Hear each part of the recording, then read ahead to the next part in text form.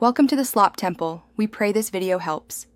In this video, I will explain how to check Ford Expedition transmission fluid.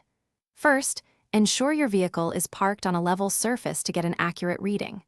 Next, you'll want to warm up the engine to its normal operating temperature, which usually takes about 15 to 20 minutes of driving.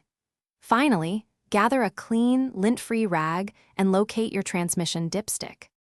Locating the transmission fluid dipstick on a Ford Expedition can sometimes be tricky, as it might be a hidden plug rather than a traditional underhood dipstick.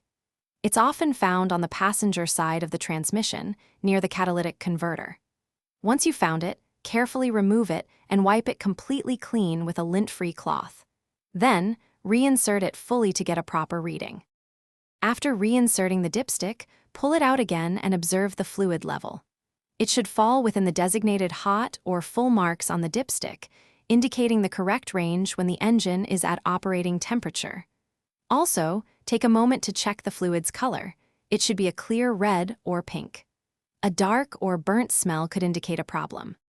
If the fluid level is low, add the recommended transmission fluid slowly through the dipstick tube, using a funnel to prevent spills. Be careful not to overfill, as this can cause damage. Always refer to your owner's manual for the exact type of fluid your Expedition requires, such as Merkin V or Dexron VI. For more great tips on managing your finances, check the description below for a link to a book that can truly change how you think about money, plus other helpful deals.